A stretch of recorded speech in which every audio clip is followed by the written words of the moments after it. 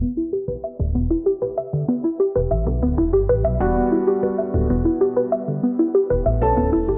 and welcome to Unknown Knowns. I'm Philip Pilkington and I'm joined today with Professor Jacques Sapir of the Economic Warfare School in Paris. He's also a professor of the School of Economics at Moscow University and a member of the Academy of Sciences in Russia. So welcome, Professor Sapir. It's very Thank you. Thank you very much. Thank you for coming. So I think you're actually somewhat well known in the West for your critiques of certain tendencies, certain views of the Russian economy since the war.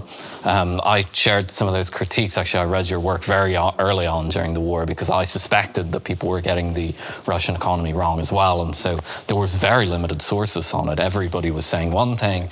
There was very few people saying the other. And you turned out to be right. The Russian economy didn't collapse. It actually grew in a way that I think has surprised many.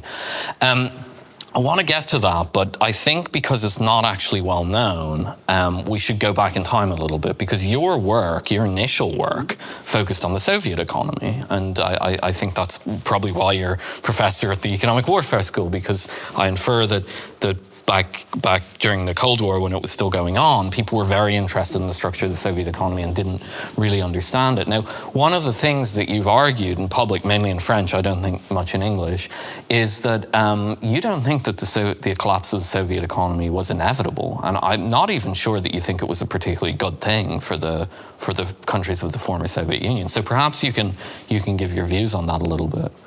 Well, yes, thank you. Actually, it depends on the time when you are asking the question. You know, the Soviet economy, which I began to study in 1976. So it's quite long way now. By the end of the 60s or the beginning of the 70s, could have still been reformed if, you know, Kosygin would have taken the upper hand against Brezhnev. But as a matter of fact, it was the reverse, and the coming to power of Leonid Brezhnev was closely linked to the 1968 Prague movement. You know, this implemented a kind of straightening of the Soviet rule and of the Soviet system. It gave the hand to the hardliners in the system and pushed the reformists like Kosygin onto the side. Kosygin was never purged. He was still the prime minister of the Soviet Union. Still, he was unable to implement its full reform. And I think it was the last time that the Soviet economy could have been reformed. It could have been reformed also in the 50s, when Khrushchev came to power. It began to think about a very deep reform of the system.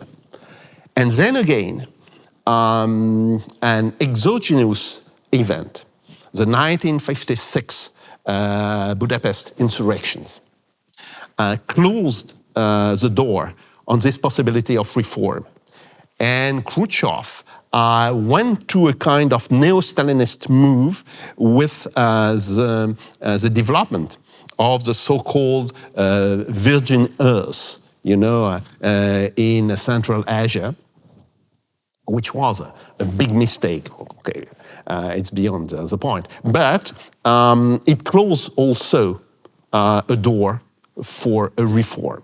So by the end of the 70s and the beginning of the 80s, you know, when Brezhnev was aging, the possibility of a reform has become very, very dim. Most people are thinking that Andropov could have implemented, if he has lived more than 18 months as first secretary, could have implemented a kind of reform. But this is this is a bit doubtful. It is known that Andropov was clearly looking onto a kind of Chinese reform for Soviet Union, but there is a big difference. The party, the Communist Party in China, has been completely broken and devastated by the Cultural Revolution. And it could not be a force of conservatism, of political and social conservatism into the Chinese system. But this has never happened to the Communist Party of the Soviet Union. And it could exert its conservative influence to the system till the end. As a matter of fact, Gorbachev has to fight very hard against hardliner. Remember the 1991 coup in Moscow. Okay, the coup collapsed in 3 days. But the very fact that it was still an attempt of a coup was a proof that hardliners was still not dead into the Soviet system. So no, I think that the collapse of the Soviet Union was unavoidable by the end of the 80s, or even before. By the end of the 70s and the beginning of the 80s, I think that it was no more possible to reform the system. A very important fact is that the child of the nomenclatura, what was the nomenclatura, the very child has turned completely pro-Western. They have been absolutely disenchanted with the Soviet system. And when they came to power, I remember, being sent to Soviet Union in 1988 by the French Ministry of Foreign Affairs for 2 months with a diplomatic passport. I was working in what was then the Central Institute for Mathematical Economy, which has after that, which has been broken in different institutes. It was still, the first version of this institute, which is in the big building in the suburb of Moscow. Okay. And three offices from mine was a young guy named Yegor Gaidar, writing a daily paper for the Pravda on economics. And he asked me, because I was a foreigner, and as a foreigner, I had a free access to the foreign library. By then, it was 1998. It was fall 1988. Fall 1988. The Soviets had no free access to this library. So he came to my office and asked me, could you hire some books? And he wanted some very basic books of Western economics. I agreed, no problem on that. But when we know what Gaidar became after that, after 1991, it was just 3 years after that. Yeah? And he was then, by 1988, still a kind of young people, of course, well into the system. After all, his father was a high-ranking naval military man, the Vice Admiral Gaidar, and his grandfather was a very well-known Soviet writer who got the Stalin Prize in 1951 or 1952. I don't remember precisely. Okay, but the young Yegor Gaidar was absolutely fascinated, by a book like the Samuelson Economics. We all know that, and we know that it's just a basic book. Not very, very theoretical, by the way, okay?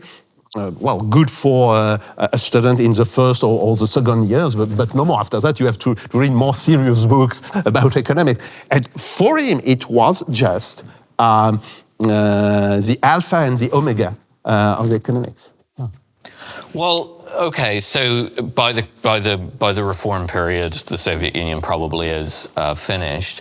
But I think what's quite striking, and I think this is where your prediction came true where other people's didn't, is that since the war, I think probably since 2014, but really since the war, aspects of what looked like the Soviet economy seem to be coming back. I don't mean that centrally planned or anything, but Russia has proved itself able to create a war machine quite quickly in a way that, for example, Europe and America to a certain extent is trying during the war to engage in mass manufacturing, war manufacturing, and they cannot do it.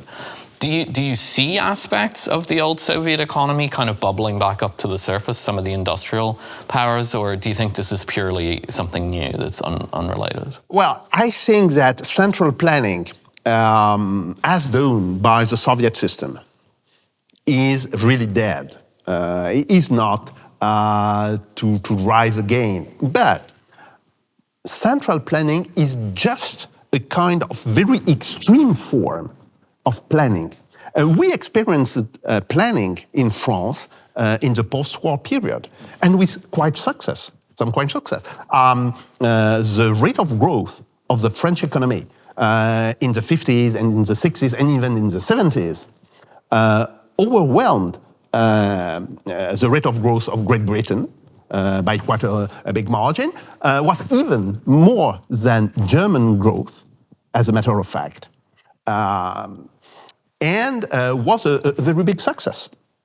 So I think that what was instrumental, in Soviet victory in World War II and in the post-war development was not just central planning, which probably, but for the time of the war, probably slowed the development, but was a kind of priority to the industry.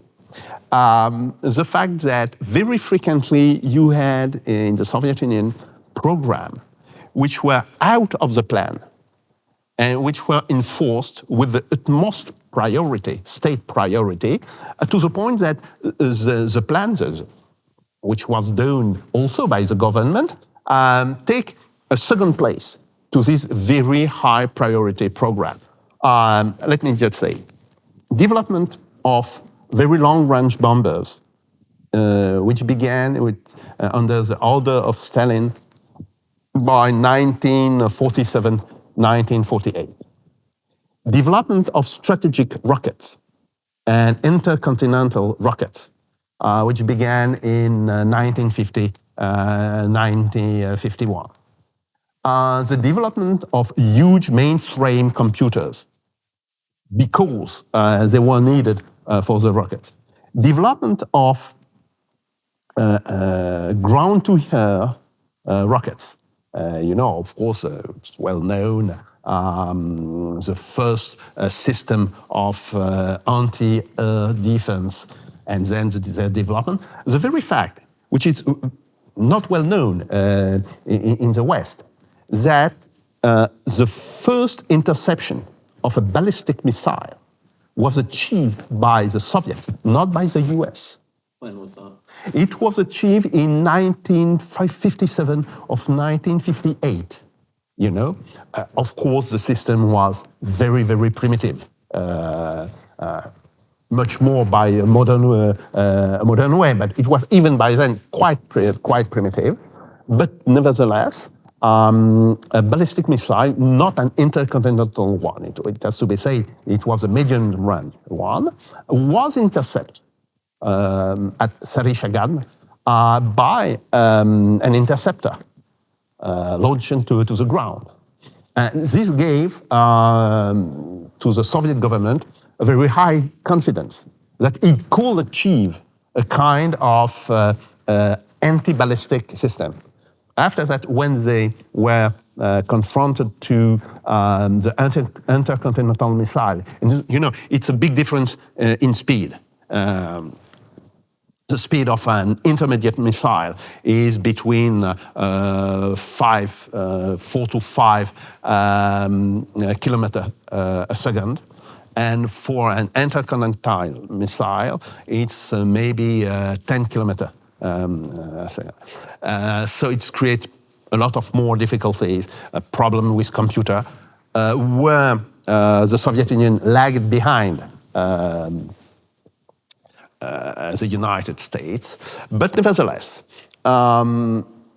as explained by some British scientists, which were big specialists of the Soviet industry, by the end of the 50s or the beginning of the 60s, the lag between the development of high technology in the US and in the Soviet was around 1 year or 1 year and a half. So Soviet Union has nearly caught up with America. And with the development of new materials, of microprocessor, again, the gap opened in the 70s. It's also because the Soviet industry was much less efficient in the 70s and the beginning of the 80s that it has been in the late 40s and in the 50s. And this is quite interesting. Why this lack of efficiency? What was the problem? I think it's part of the problem of wage incitations. The wage incitations was much less important in the 70s than it was in the late 40s and early 50s. That's one of the problems. The second problem was, quite surprisingly, a lack of freedom of thought. As a matter of fact, scientists working in the very late Stalinist years and in the Khrushchevian years, in some very specific systems, of course, were led to speak quite freely. You know, they were also able to discuss with German scientists, to openly read U.S. books or U.S. reports, scientific reports. So there was a time of quite important freedom in scientific circles. Not for the people, certainly not in other fields like economics, sociology, but in this hard science topics, there was a lot of freedom. And paradoxically, this freedom decayed after the 60s. You know, this is also probably one reason important in the lack of efficiency of the Soviet system. And the third reason was an increasingly more complex production system, you know, with a list of goods more and more important. You know that in the Soviet Union, you had a list of all the goods produced by the state because the price were fixed by the state. It was named the Preț Curanti. Okay. I had a look in a Soviet library on the Preț Curanti for 1948. 4 volumes. The late Professor Yeremenko showed me the Preț Curanti for the 1988 economy in Soviet Union when I was in the semi. 20 volumes. You know, this gives you a kind of scale of development of the complexity of the production. And because of this high complexity of the production, the central planning was by itself becoming more and more irrelevant for the production. You know, so this is also probably the third reason in the decay of efficiency of the Soviet system by the late 70s and the early 80s. And so bringing it up to today, I mean, the Russians are the ones out producing the West. They also seem to be engaged in some technological development that the West is incapable of. I think of hypersonic missiles, obviously. Now we have this new Burevestnik technology, which appears to have some sort of micro-nuclear reactor in it, which I'm sure everyone's fascinated with because it reopens some of the possibilities in the 1960s that people were dreaming of. So what accounts for this? Why has Russia once again become a more capable war producer than the West? Well, two reasons for that. One structural reason was the fact that since the beginning of the thousands, during the first mandate of Vladimir Putin, a decision was made of rebuilding the Russian industry, which was nearly collapsed under Boris Yeltsin's rule, and to make a very serious effort in the development of new technologies. Okay, that gave a kind of impetus, a general impetus for the movement. And the second reason was the turn taken by 2014, 2015, when Russia had to face the first wave of Western sanctions because of the annexation of Crimea and the whole Ukrainian crisis. The reaction of the Soviet government of the Russian government, was to implement what they called a massive move of import substitution.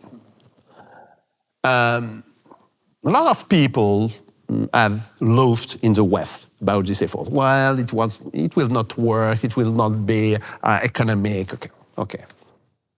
What they don't understood was the fact that this move was not a short-term move, but a long-term move. Of course, the results in 2017, 2018 were very, very slim, But they increased with the time.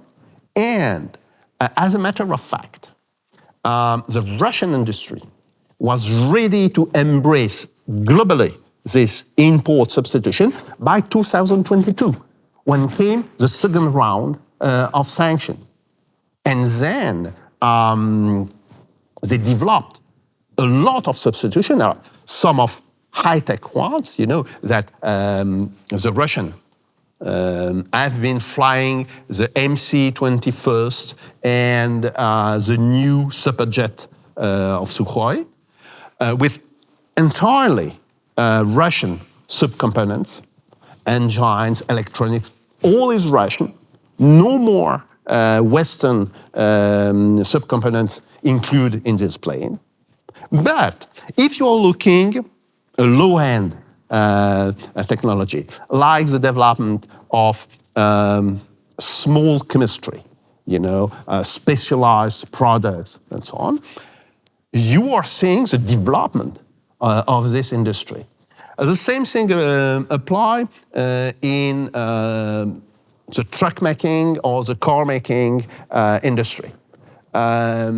Now, gears, which were 10 years ago mostly imported from the West, when we were talking of a Russian-made car, like the Lada Renault.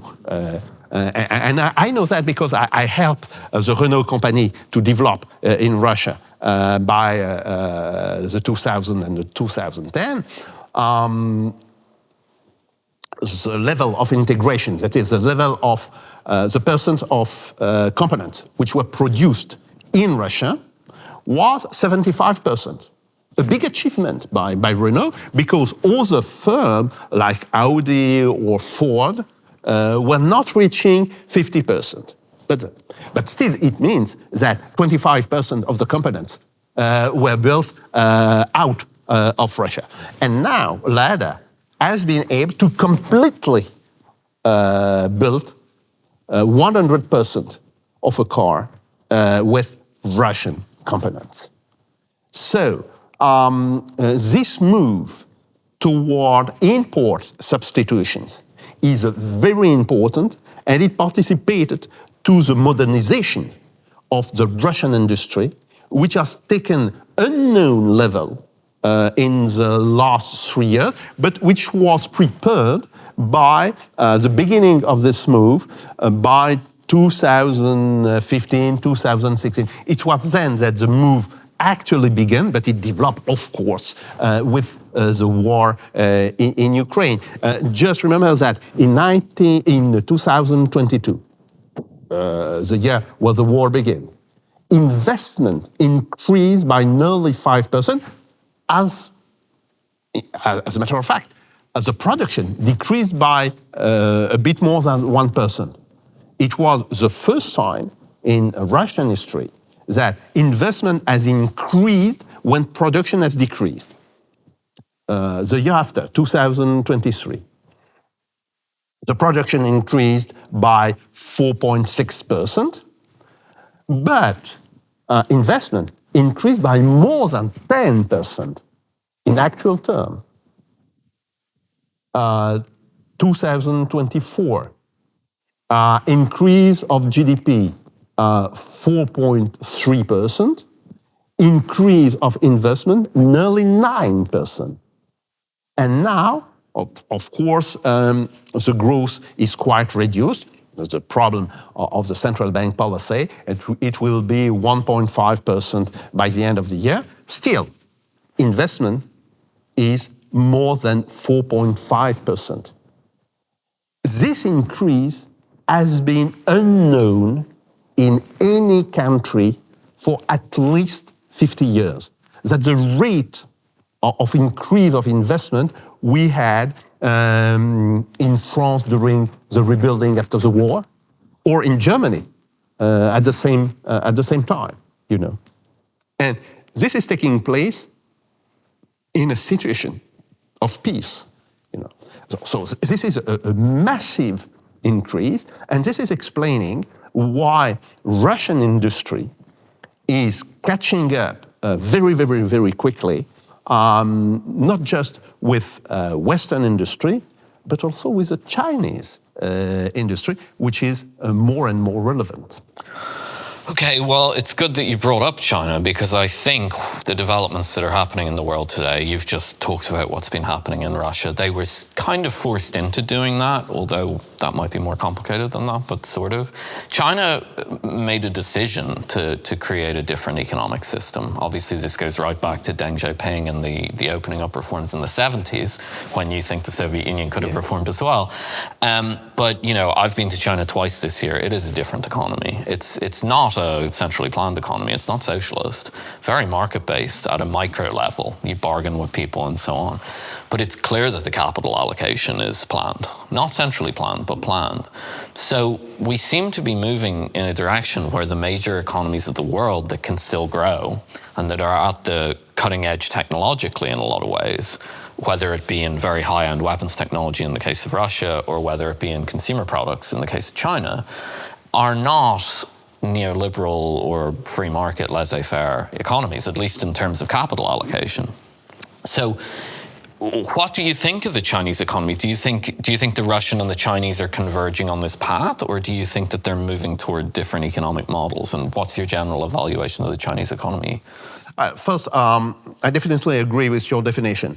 I would call the Chinese economy a kind of state capitalism. Well, this is capitalism. There is no problem with that. But with a strong influence of the state, as you said, for capital allocation. And the same is now prevailing in Russia. I will just give you an example. The development of the drones industry in Russia. That's very, very interesting. Because before the war, you know, in 1921, of course, the Russian industry was developing some high-level drone. You know what is called as long-range, high-altitude drone. Okay, very expensive, nearly a kind of plane without a pilot. You know, and then they were faced with the relevance of small drones on the Ukrainian battlefield. And they developed very quickly a new sector with the help of the Iranian, of course, with some help of the Chinese, but they developed a full sector because the number of drones which is produced now by the Russian industry is tremendous. Just one kind of drone, the Geran type, they are producing more than 60,000 a year, and it's just one one type. There is a lot of other types of drones which are also produce more than 10,000 a year, and sometimes even 100,000 a year for very small drones. How the Russian industry did that? With the help of the state, they developed two kinds of very important cooperation. Cooperation between the military sector and the civilian sector. And the second kind of cooperation, which is very frequently overlooked, is the cooperation between very big firms. Some of them are state-owned, some of them are not also, and very small firms, startups, or bigger startups, coming from technological parks which have been created around all big big Russian universities, Moscow, St. Petersburg, but also Kazan, also Novosibirsk. Okay? And they are working together. This has been achieved largely under the rule of the new Minister of Defense, Mr. Belousov, which is actually an economist. He's not a military man, and he's an economist that I know well because he was part of the French, Soviet, and then French-Russian seminar in the beginning of the 90s. After that, he moved to Rostat. Okay. He had a different career. He was no more an academic, but at the beginning of his career, he was an academic. And who is a man of tremendous capabilities. So he forced this double cooperation between state farms and civilian farms, between a large enterprise and small enterprise. And he created then a sector which is both driven by market forces, the fact that there is a big market for drones, and by state intervention, mostly in capital allocation, and also in the kind of subsidies. And subsidies are made to lower the risk level for new projects. The state is taking under its own responsibility part of the investment, allowing a company to launch new, untried project with a lower risk than if it has been launched under its full own funding. That's what the Chinese have done too. Exactly. So that's why I was describing you this sector of the drone industry. And I think that right now, the Chinese and the Russian system are converging quite fast with, certainly their own cultural specificities. The Russian culture is not the Chinese culture, okay. But nevertheless, they are now converging and they are setting an example for Asian countries which would want to develop quickly in the next years. So that brings us to the big question for the West. If this is the future of successful economies, and I'm firmly convinced that it is, Western economies are not doing well anymore. The capital allocation doesn't seem to be working, in my opinion. I used to work in Wall Street. I used to work in finance. I can tell you that the over-financialized economy does not function to allocate capital in any reasonable way.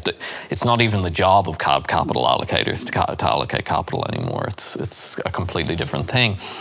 Can the West actually go in this direction? I mean, the thing that's really concerned me is that in the aftermath of the war, I think that in the United States and in Europe, some of the policymakers began to realize gradually what was going on, that this state-led development was taking place, at least in military equipment. And there's been a move in America to do something similar to what you said in drones. I think the Anduril company has done something similar. Take this small company, integrated into the Pentagon defense budget and so on. It hasn't worked very well. Europe is trying something else. I think it just lacks the physical productive capacity. It doesn't have access to energy and so on. I suppose what I'm asking is there actually a path forward with our current economic systems in the West to try and pursue something like this? Or has the neoliberal model kind of started to break down? Well, I think first that we have to make the distinction between the US economy and the European economy. Capital allocation is working much better in the United States than in Europe. I'm not to say that it is working well, but at the very least, it's working better in the United States. Of course, we have a lot of problems. Go back to the drone industry. The US industry tried to mimic the German drone, the Russian German drone. They produced a drone, $180,000, when the actual cost of a German drone is $20,000, 9 times more. Okay, they had a problem, but this problem could be solved by a closer integration between a small, extremely innovative firm and big companies. The big companies has to be convinced and maybe broken to accept this kind of cooperation. Okay. The very problem is in Europe. And in Europe, we have first a financial structure which is making an efficient allocation of capital absolutely impossible. We have went much too far in the financialization of our economies. We have to go back. This is the first point. Second point, extremely important, cheap energy. US has a cheap energy system. We don't have. Or we could have if we had a common plan to develop nuclear energy. As a matter of fact, the production cost of electricity in France is much lower than in any other country of Europe because of the intricacies of the European energy market. As a matter of fact, the cost to the customer of the energy in France is no nearly the same that in Germany. It will not have been, But the problem is a cheap energy system. And without a huge common development of nuclear energy, we couldn't have in Europe. As a matter of fact, you know that Germany strongly opposes any development of nuclear energy. This is the second problem. The third problem is that we don't have, either in any countries or at the European level, a system forcing small-scale, small-size companies to work with large companies. And this is, too, a very big problem. We have the development of small-size companies, startups, but they are quite into a kind of cocoon. They don't work with larger companies. There is one example of the contrary, but it's quite interesting. The vaccine against the COVID-19, the vaccine which is called the Pfizer vaccine, has been actually made by a kind of German startup. But this German startup had to work with a huge pharmaceutical US company because no German huge pharmaceutical company, and there is a lot of German, very large pharmaceutical concern, wanted to work with them. This is a problem, Why?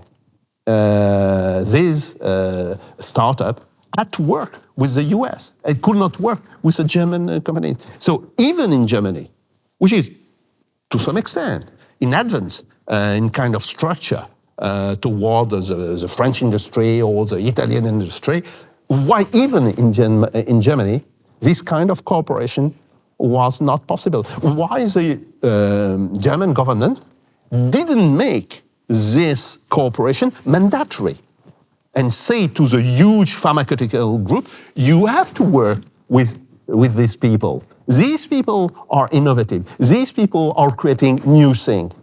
You have to kind a form of interest between you, and working together. They didn't do that. So this is another problem. The lack of a true integrated industrial strategy, either at the country level, France, Germany, Italy, or even at the European level. The only kind of thing that the European administration is able to do is restrictive measures, restrictive rules, like the green rules, the green pact, and things like that. Okay, we want to stop the production of thermic vehicle by the next 10 years. Why not? But then, why we don't have a true European plan to develop electric engines, batteries, all the electronic systems which are needed for them? We are just saying, well, you could not do that anymore. But what we have to say is how you could do the next generation of things, and that we don't have. So this is also, I think, a political problem in the European economy and in the French, the German, and the Italian economy as well. So very briefly on the politics before we end, one of the other reasons that you're in Budapest is to give a talk on the euro, on the single currency. We won't go into the single currency now. We'll probably put that talk up. But realistically, Europe is going to have to make a decision on this very quickly, actually, in the next year or two, maybe 3 years. Do you really think it should be done at the European Commission level, or do you think it's nation states that have to do this? Well, I think it will be done first at the nation-state level, and after that, maybe at the Commission level. Because, well, we are seeing huge problem accumulating into the European Union. Not just politically. Of course, we have political problems, the divergence between some countries and other, okay. But we have also economic problems developing, a kind of economic model which is not working anymore. So we have to rethink the economic model. But the way the European Commission is organized is preventing it to make any decisive move in this sector. So I think that move has to be done first at the nation-state level, and then after, probably, the European Commission will adapt or will break. We don't know. In any crisis, you could have a catastrophic end of the crisis. This is the breakdown of the European Union with the rebuilding of some kind of cooperation between countries, okay? Or maybe a true reform of the European Union with more power given to nation-state, okay. But what is the only thing that we can say it will happen is the crisis. And we can now say that a crisis will happen by the next 3 to 5 years. The ending of this crisis, nobody can say what it will be. Well, thank you for joining us on Unknown Knowns. That was a really fascinating conversation. I hope that our listeners enjoyed as much as I did. Thank you, Professor.